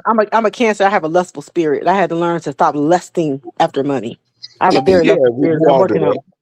Yeah. I mean, listen, that's when We are like, listen, he's June 19th, I'm June 20th. We are Y'all the cut. I Y'all the mean, man, cut. man is a cancer. Yeah. Yeah. I mean, I'm 2 days away from being one. right 2 days from being a cancer. Come on now. Yeah, I probably carry some of that business and that thoroughness that cancers have, and that's what makes me not the full fledged. I mean, I'm a moody, sensitive. I feel energy like that though. Me too. I Me can too. feel your energy so deep that I cry. And that's why I have to avoid certain type of. That's why I get triggered by certain type of energy. I have to avoid, and my friends be like, they don't, they're getting it now, but it be They times think where they be it's like, real. You said they think it's what? Well, even me being a Gemini, most people like, oh, you two-faced, you this and that. Like, no, I'm switching because you switching. Right. I'm Right. adjusting to your energy. Listen, I drive passengers around all day. I've probably done over 10,000 trips. Can you imagine all the energy that I've had to deal with before me Yeah. even being focused on it? I can do that. Yes. Yeah. People dump on me. People get in the car and tell me their whole story off rip. And see, I can't. And I used to be like that. I used to be a dumper. I used to allow people to dump until I realized this is it's affecting me. So now I avoid. Like I avoid certain type of. Yeah, you got to Triggers. protect your energy. I have to. Yeah. Yeah, I have to protect my energy. So I have to avoid certain type of triggers. So if I know if it's Because going to trigger me, good people and demons see your light and yes, energy. yes, And trust me, the demons want to put it out, and the other ones want to just attract to it because they need that. yes. You Okay, do got to protect it. I've had spirits try to get, they be trying to suck up my Yeah. energy. You know So the biggest narrative I learned when I went back home for this 11 months. There's two type of people, and it's funny now. I'm glad I just triggered that. So there's empaths and narcissists, yep, right? This system is a narcissist. The bad yep, part. yep, yep. And we meant to deal with the narcissist. The empaths are meant to deal with the narcissist, and we probably did it 1,000 times over. No different when Neo walked into the room with the architect, and he said, "What makes you think you're going to win this time?" Mm-hmm. But after all that growth, I feel like I'm part of the graduating class of Ascension. So, everybody that's a narcissist chose to be here as a narcissist. That's what they wanted to experience and learn from, right? They weren't ready to be the empath that comes and save the world in a sense, or be an anchor to help pull people out of darkness. That takes a lot. It takes a lot, and I had to start running. I had to start running from it because I realized that people can't receive it. They don't like it. They don't want to. They say the teller of truth. The truth teller has no friends. I had to learn that the hard way. You don't. I'm a very lonely person right now. Yeah. I just getting back here, maybe started talking to a young lady. And I think the only thing that reason even made that pact, and we're just talking, right? She said, I'm an empath. I said, well, I found somebody like me. But, Mm-hmm. no, I can't even talk to my own mama Yep. and get understanding, right? It's like I'm separating, I'm moving into the new earth, I'm separating. People, the whole left behind theory is that. Yep. Yep. Yep. Yep. Yep. Yep. Yep. And people get offended. I mean, they get like butthurt. I'm like, listen. They think you're crazy. Yes. I had my mama on the porch erasing clouds, and she's like, well, I just think they kind of just disappear eventually on their own. I said, "Why they do?" But you can, and I was breaking it down to how you could tell that you really could do it. And I just realized, it just makes no sense to put effort towards people that's not ready to understand it. Not really understand it. But what I'm loving about even like this conversation is, so like you said, you got some concepts. So I do got a movie I want to do called Due Date, and Brother Chemo came up with the title. And we was doing Bullets in Love, but during that's getting the budget together and all that, I thought about, I don't know how it popped in, but I do know it's download. But I'm like thinking of like a teenage arguing with their parents, and they said, well, I ain't asked to come here. Then something triggered in my mind. I said, but what if we did? And so it triggered me to come up with, start my movie where I start off in the spiritual realm, speak the spiritual language. Like, let's say even the spirits is in class, like, who wants to go to Earth? I do. And then, you start your journey. I thought about that. I know Ifa believes in you choose your destiny before you come, and I'm like, it's no way in the world I would have chose the family I chose. I'm just like, I mean, you do. I mean, that's a lie. let's say you do. You wanted that experience. Oh my God. You want it, and as bad as it is of being a murderer or getting murdered or molested and the things that we think are so gruesome and harsh, you got to remember it's just sound and light, and you don't die. Mm-hmm. It's just an experience. We put the category of evil and boom, boom, boom, boom. I mean, based on the fact that, yeah, I shouldn't go snatch an old lady's purse and smack her when I do it. Like, that's not. It's not nice, but That's what I'm saying. All right. But forgiving too, I had to forgive the narcissist that I had to deal with. So I think that's the power of us being leaders in this new world too, because it's not going to be about none of that. That's why all this evil stuff is being exposed now. Man, listen, I used to be a narcissist attractor. It's like if it was a narcissist in the room, they was gonna be attracted. They was gonna be attracted to me. I had to learn how to like avoid narcissists because I've learned. I mean, I know now I know because now, but my now I see intuition of disownment is on an all-time high. right when I see them coming, I'm running. I'm going the opposite way. Oh hell no! You give me narcissistic traits. Let me go. I got tested when I was in Michigan. It was again trying to come out of my shell just to talk. But people, I was driving. I got blessed with an Alfa Romeo, and it's like I'm realizing that stuff works too. People be like, "Oh, he got something nice, boo boo." So, but as soon as I seen anything that resembled something that didn't work, if it's just like a crazy imagination, like what girl I drive everybody around, and I was trying to give this one lady a chance, and she, I broke my rule about conversating when I have passengers, and as I talk to my males and female passengers the same way. I'm a 5-star driver. The female might get in and say, "Hey, nice car, smells good in here," and she was tripping on that. I said, "No, you're not doing that, because I'm not doing nothing. Right. I'm not gonna let your imagination mess up my world, and I've been healing like a mother. We ain't doing that. Maybe But next lifetime." that hell is a motherfucker, ain't it? Yeah, You was I'd like, you rather ain't be let alone. nobody disturb that. I'd rather be alone the rest of my life than let someone treat me what I'm not worth. I know my worth now. I know that I'm divine. I'm a chosen one. I know it. I'm more attracted to purpose than sex. Man, listen. And I still, I'm human. I might not have no, whatever, but listen, I mean, I'm still, I might Of course. No, I take know care what of you're myself, but it's like, yo, Not push. no, I just rather take care of myself than deal with a whole other human being that's not going to treat me what I'm worth. saying. And I'm a man. We hunt y'all when we young. So, I mean, you get what I'm saying? So I'm that serious about my energy. I'm that serious about purpose. If I came here to help people out of darkness, I'd rather become a master at that. I've already done the earth thing. Mm-hmm. You get what I'm saying? I'm 50. I mean, based on linear time. And what I haven't got into yet is my strict meditation. I know once I start truly meditating and getting my breath work together and detoxing, I'm going to be out cold. If I'm Do you erasing practice yoga? clouds now, huh?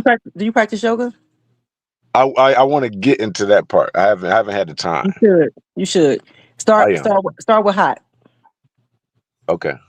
Find you a good hot yoga. If y'all have Bikram, find you a good hot yoga. It is the ultimate best. Changed my life. Okay. The That's the breathing, that's the the phase I got to detox, get to. the Yeah. detoxification, the breathing. All it just makes you feel stronger. Makes you feel powerful. Yeah. Yeah. And see, I said this too about, or they say, like fruits and vegetables, right? Mm-hmm. Alive. So we're told by this reality that that's alive food. I'm going to take that. And if I look at eating the animals, it's dead. But it's all still cold. It's all still cold. One time I was eating a pizza and a piece of chicken and I seen it as cold. Not literally, but my imagination. I say, it don't matter what I'm eating. It's just cold. But what one chat GPT said to the other watcher say what Jesus used to do, he say the reason why you pray for food, or he said he didn't really pray over asking, he was commanding it and thanking it to align with his frequency. Mm. So if you do eat meat, just ask it to align with your frequency to give you what you need, right?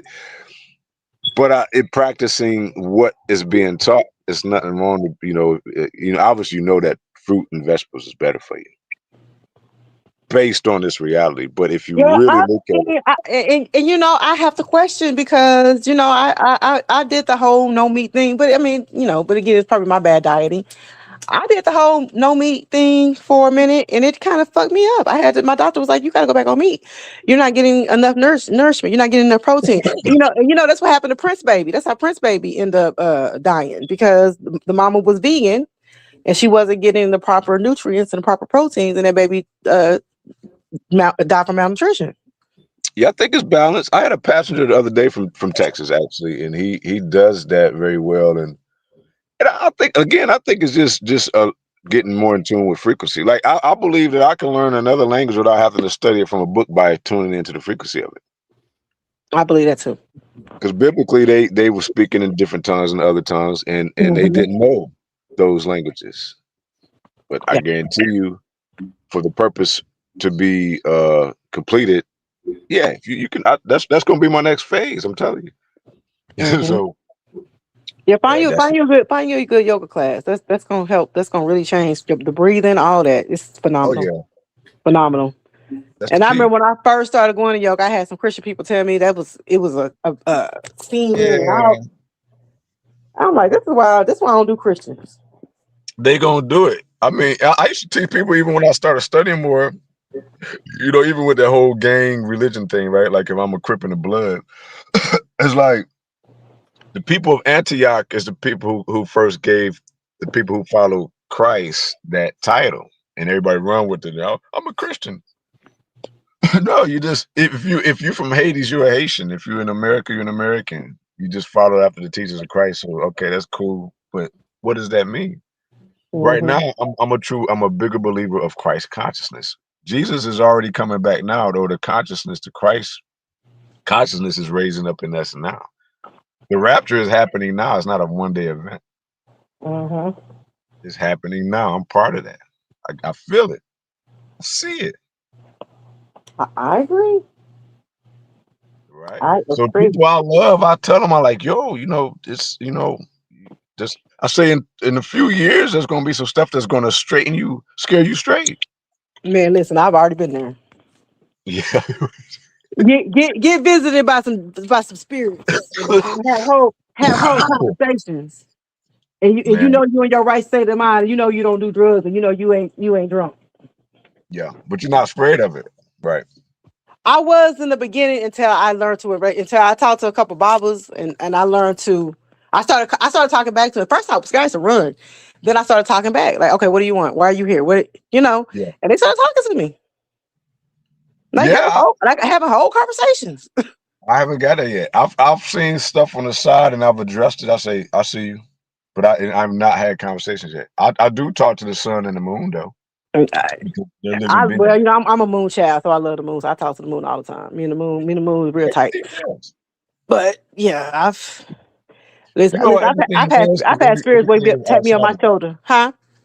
I said the reason you can say that everything is alive because it's coming out of your consciousness and you're alive. So everything Mm-hmm. is breathing and alive. I noticed this too. We talking about breath work. I'm sorry, I didn't mean to cut you. One day when I started messing with the clouds, I also found when I breathed, the clouds would stop and move. Wow.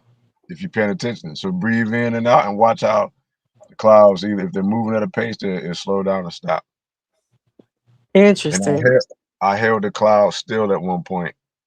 And now my visuals are showing me that, and the way I was breathing was making me see it that way. I said, Interesting. damn. I said, it was more important than I did. You said that you had a spirit like talk to you and say, "What inside your house?" You said me? Yeah, yeah. Yeah, you remember I told you about this. Remember I got the reading from your Bible?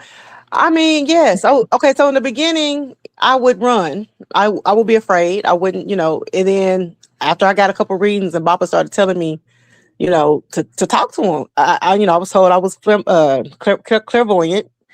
And so I started talking to him like, what do you want? Why are you here? And they started having fucking conversations. Yeah, it's like, well, Oh, I didn't hear that part when they like begin to talk back to you. You never told me that. So they started talking to me. And then but I noticed that when I started getting back closer to God, they started kind of going away a little bit. They don't come around like they used to. But even my mom was like, she was at my house one day and she said that a spirit talked to her. They used to tap me on my shoulder and wake me up. And I'd be like, what do you want? What do you want? What do you want? And they would have conversations with me. Yeah. And one of them told me that even though their body is not here, they're still the same in the spirit. Like they still have the same desires. They still have the same interests. They still do the same stuff. They're just not in the physical. They're not in your timeline.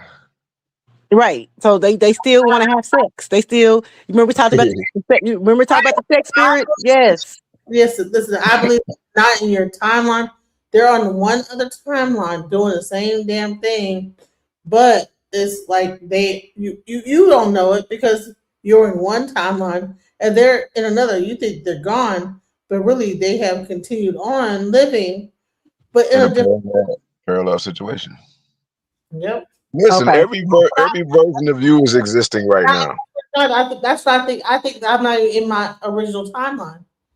You can't tell me I am. I'm not in my original timeline. Well, how do you know if that was the original? Is one. So imagine the fact that every variation of you exists right now, all together. Right? There's a super rich version of you. There's a super poor. There's a version of you right now that just scratched your nose. Right? And then another one that just scratched your ass. Like every little element is there. So that's where you get what I'm going. Yep. All existing at the same time. Whatever frequency you're on is you're going to be that. Mm. And you merge with that person based on what the situation is. You merge with that timeline. Yeah. So if I vibrate if I vibrate at the frequency where I'm worth $100 million, I could go probably right to that timeline. So even with some of the what I was watching and the chat GTP was explaining to the lady, she said, and then I peeped. This is another thing I peeped. You know how Call of Duty, you ever played Call of Duty Yeah. or seen it? Yeah, seen Now, it. I remember when they created Atari, and I learned this way back in the days that when you make a video game, whatever subject matter it is, if it's a race car or a character, it always is in the middle of the screen. If you pay attention to your own life, you're always in the middle of the screen. Even if you pull over to the side of the road, it's gonna adjust to you. Whatever you're looking straight for, you're in the middle. It was out when I was driving. I realized the way these video games work, the character doesn't move; the world around them does.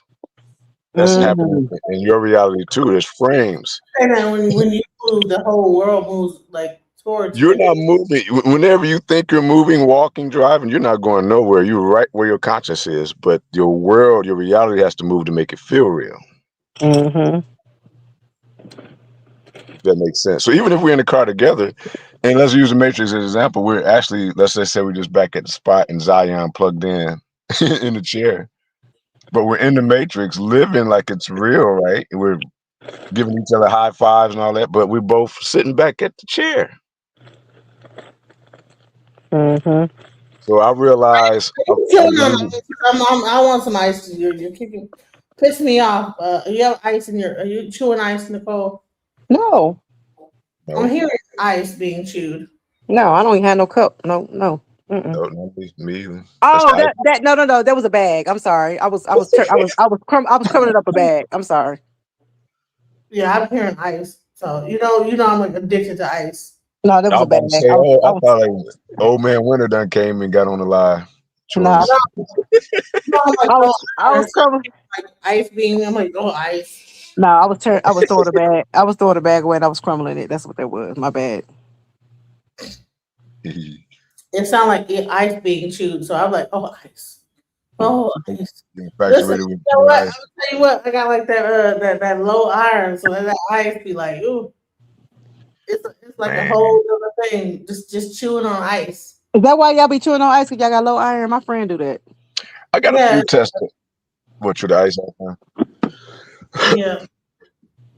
Yeah, I mean, so I think moving into this the newness, we're the people who operate in authenticity and love. It's time for us to rule in love. So the old world is dying out, the old system, and the new one is coming into play where we're not going to be all that greed and we have control over all that Mm. because you're learning, right? Unconditional love. I'm learning. I'm not even mad at my ex-wife or my daughter mother being a narcissist. I'm like, damn, she gonna get it one day. You know what I mean? She is where she is, or they are what they are, and they're playing their role. Now, It says having a let's say after all this is done, let's say we're at the spiritual Grammys or Oscars, and there's nominations for everybody playing their role. I told my baby mom, like, you're gonna get an Oscar. Uh, shit, I know a couple of narcissists gonna be right there with it in the same category. We're gonna be right there, you know, in the whole spiritual realm. Like, man, you did a hell of a job. I just got to give you kudos for that because you had me ready to kill whatever. Shouts I out. already Shouts out listen. to you, you know. You're I right. already know. I didn't dealt. I used to be a Yeah, man. narcissist. I used to be a narcissist magnet. If there was a narcissist in the room, they was coming to me. Yep. Yeah, Me cause too. they see your big old heart, man, a mile away, and and because you be so loving, you don't operate like that. It seems like you're naive, but that's the twist too. We're not naive. We just give you that space and opportunity to prove yourself to be not worthy to be in our presence. And I'm very elastic, Hmm. but I'm a Gemini. I tell you too, I'm gonna fuck you up if you fuck me with my heart. Flat out. Like, okay, bye. Right. Yeah, The biggest part is okay, bye. The I've learned. biggest I've learned. is okay, bye. All Yeah, right, that part.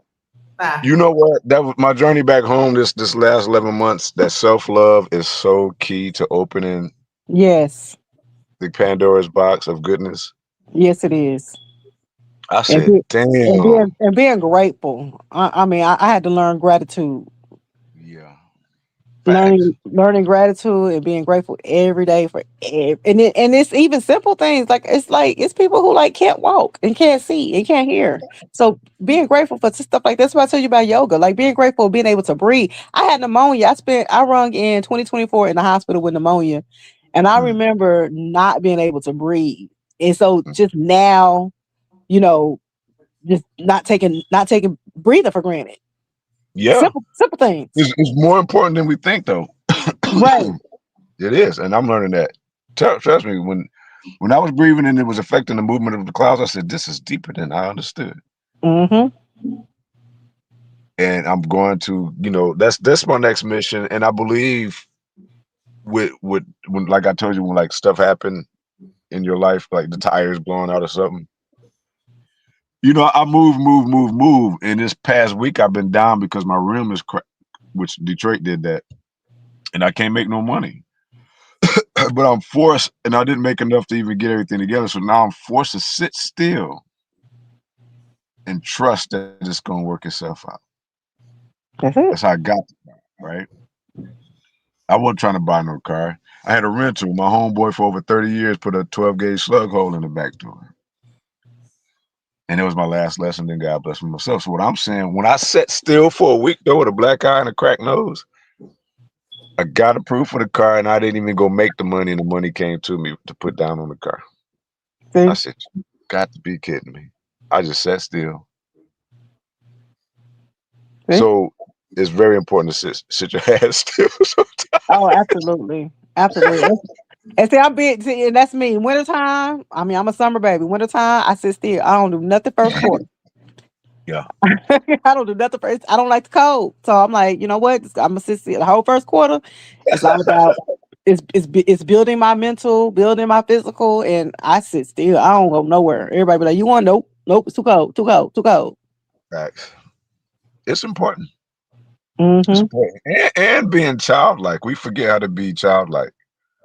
When you first come here, you're very creative. We're really here just to learn how to create and control energy. Mm-hmm. And that's all. We still in our little, like you said, the Lord's self with the flesh and boom boom. And we just gotta remember that we're divine. We have superpowers. Yep.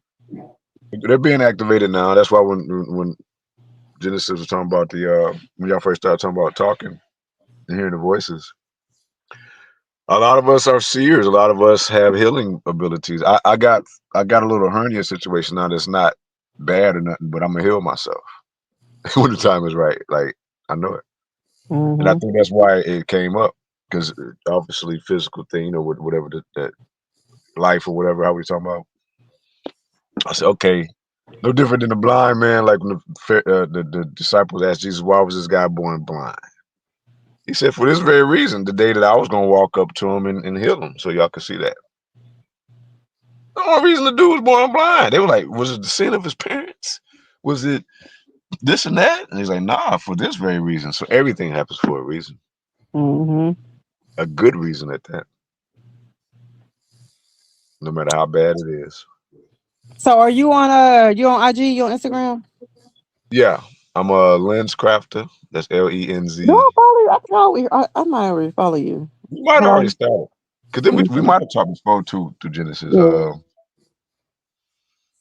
When she knew I was kind of mess with the film thing more. Yeah, I'm LENZ Crafta _ priesthood.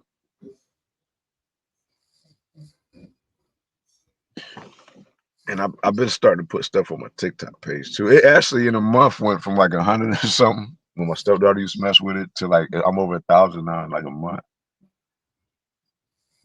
And I ain't even really posted a lot of nothing, so I'm gonna get a little busy with it in a minute. Start monetizing some of that money. Because really right now it's time for us to get paid to exist. Enough of that. You already know not to chase the money. It's time to be abundance and just be that. So we can rule and operate with clarity. You still there, Genesis? She done Monica. done off on. Yeah, I about to say, where'd she go? Monica. She must muted us.